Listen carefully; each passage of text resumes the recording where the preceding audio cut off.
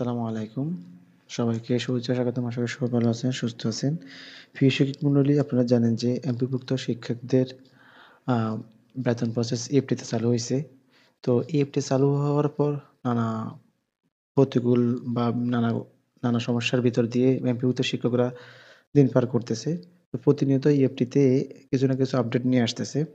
এখন আমাদেরকে EFT তে এই বেতন সাবমিট করতে হয়। তো বেতন সাবমিট করার ক্ষেত্রে বা আপনাদের কোনো শিক্ষক কর্মচারীর যদি বেতন মিস্টেক হয়, বাউন্স হয়, সেটা কোথায় আসে এড হয়? সেই নতুন অপশনটা এখন EFT তে যোগ করছে। সেটা হচ্ছে এই যে EFT তে বেতন বাউন্স।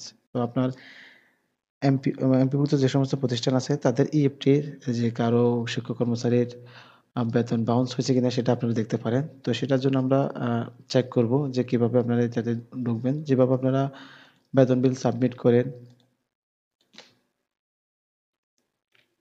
আমরা যখন এই অ্যাপস এখানে ঢুকলাম, লগইন করব। লগইন করার পর আপনি এখানে যে এই যে এমপিও যে অপশনটা পাবেন, এখানে আপনি দেখেন বিল সাবমিট। এটা ছিল না। প্রথমত ছিল যে আমাদের EFT-র ডাটাটা আ আপডেট করার জন্য।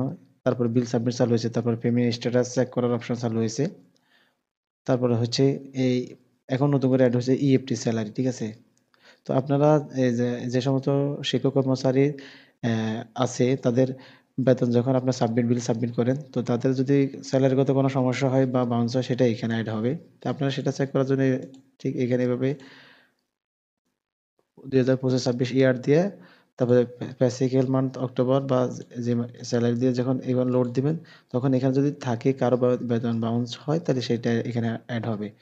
তো EFT রিলেটেড বা এই EMS রিলেটেড আপডেট নিউজগুলো আমি আমার এই চ্যানেলে শেয়ার করি। তো আপনারা আমার সঙ্গে থাকার জন্য অসংখ্য ধন্যবাদ। ভালো থাকুন, সুস্থ থাকুন। আল্লাহ হাফেজ। Wish you all the best today.